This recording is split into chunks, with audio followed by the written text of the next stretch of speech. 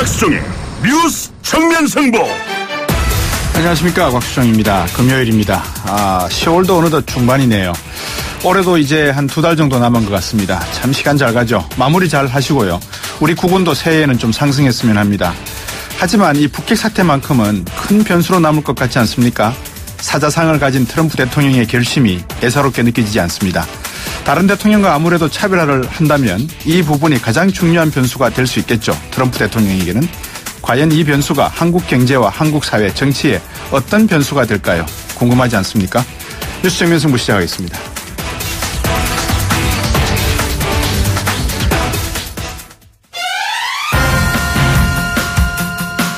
오늘 저희가 준비한 순서입니다. 1부에서는 국회 법사위 국민의당 간사 맡고 있는 이용주 의원 전화 연결하겠습니다.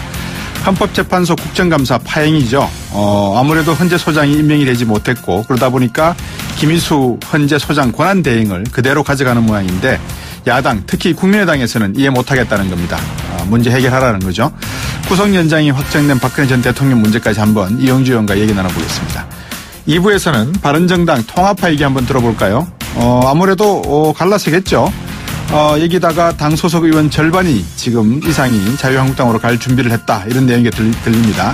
이 탈당파의 한 분이죠. 이정구 의원 입장 한번 들어보겠습니다. 3부에서는 후분양제 얘기 좀 해볼까요? 어제 김현미 장관이 후분양제를 단계적으로 도입하겠다라는 뜻을 밝혔는데요. 주택시장이 상당히 파장이 예상됩니다. 후분양제라는 게 무엇이고 또 어떤 영향이 예상되는지 당국대 도시계획 부동산학부의 조명래 교수와 함께 말씀 나눠보겠습니다. 매주 두 번째 금요일에 진행되는 4부 밀리터리맨 시간입니다. 동국대학교 북한학과의 김영현 교수와 함께 북한 핵위기 한번 진단해 보겠습니다.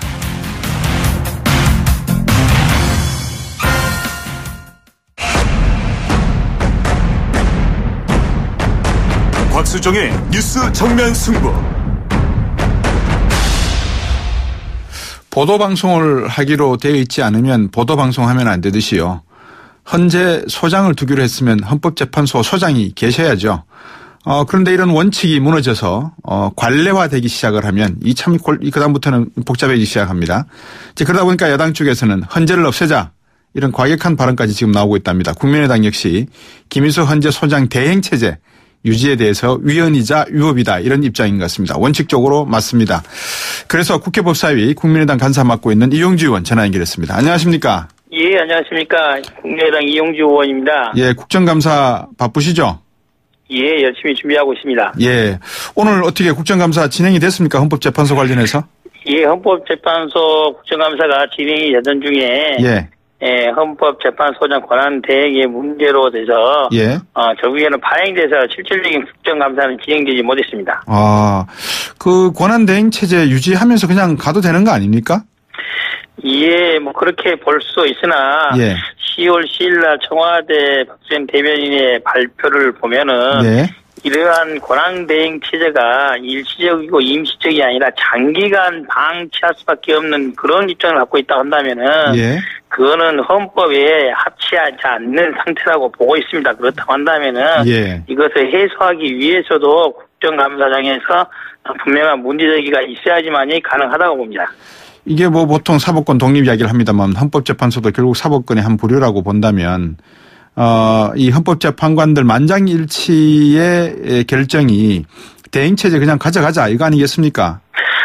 그거는 좀 정확히 한 취지는 아니고요. 그렇습니까? 예, 그것은 헌법재판관들의 의견을 자세히 살펴보면은 그 당시 김희수 권한대행 체제를 하겠다는 것도 그것이 그러한 체제가 임시적이고 일시적이라는 것을 차로 단기간인 걸 전제로 그렇게 동의를 했다는 겁니다. 이렇게 장기간 될 것이고 앞으로도 장기간 계속 될 것이라고 한다면은 다른 판단이 있었다는 것이 중론입니다.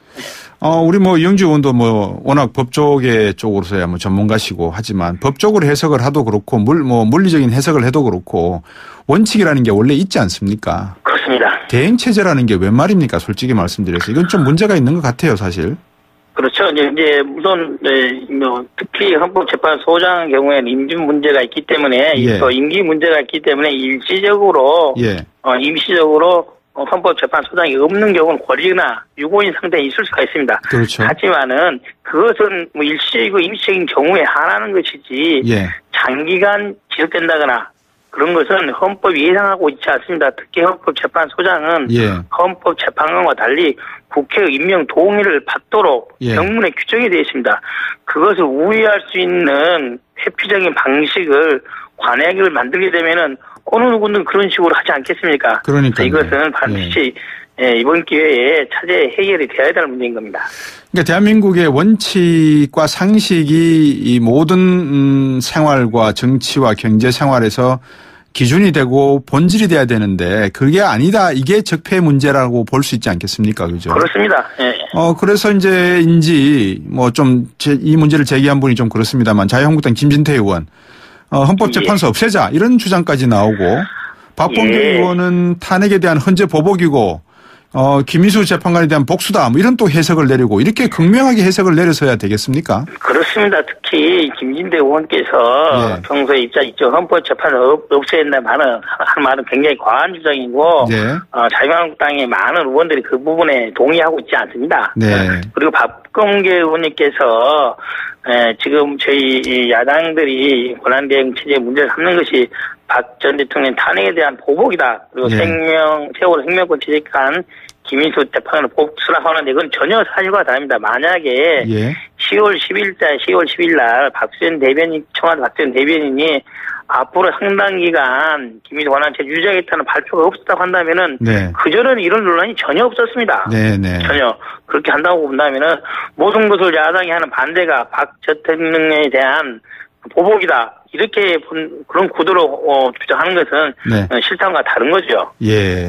박수현 대변인의 말씀처럼 그런 약속이나 발표가 없었다 그러면은 김희수 헌재 소장 대행 체제가 유지돼도 뭐 별다른 시비거리가 있을 수가 없겠지만 분명히 이 부분을 청와대 대변인의 입을 통해서 대통령의 뜻을 전했다 그러면 이 부분을 만약에 청와대 쪽에서 사과나 유감 표명을 한다 그러면 받아들일 생각은 있으십니까? 저뿐만 아니라 저희 당에서는 그런 문제가 해결된다고 한다면은 조속히 대행 체제가 정리될 것이다. 조속히 새로운 헌법재판소장을 지명해서 국회 인지를 받겠다는 말만 한다면 언급을 한다면 그걸 명확히 한다면은 문제가 될 여지가 없는 거죠. 그렇죠. 근데 이게 임기가 언제까지입니까? 이번 김희수 권한대행 임기가? 내년 9월입니다. 내년. 아이고 1년이나 남았네요. 그러면. 그렇습니다. 뿐만 아니라 조만간 지금 헌법재판관 8분입니다. 마지막 9번째 분을 조만간 언론 보도를 보면 지명할 것 같은데 지명하면서 헌법재판소장을 하면 되는 거거든요. 대통령 몫으로. 그렇게 해결할 수 있는 법적인 방안이 있음에도 불구하고 그것을 회피한다는 것은 또 다른 오해를 불러일 수밖에 없지 않겠습니까? 근데 이제 뭐 저들도 알고 있습니다만 헌법재판소 재판관들을 임명할 때 국회 3명, 청와대 뭐 정부에서 3명 이렇게 이제 임명하지 않습니까? 추천을 하지 않습니까? 이 김희수 권한대행은 누가 지명을 해 주신 겁니까? 그 당시는 정당 추천, 국회 추천 몫에서 야당, 민주당에서 추천을 한 분입니다. 제가 알기로는 박지원 의원이 그 헌법재판소장에 추천한 걸로 알고 있는데 이것도 맞습니까? 헌법재판소장에 소장이 추천한 건 아니고요. 헌법재판소 재판관으로 추천을 했었습니다.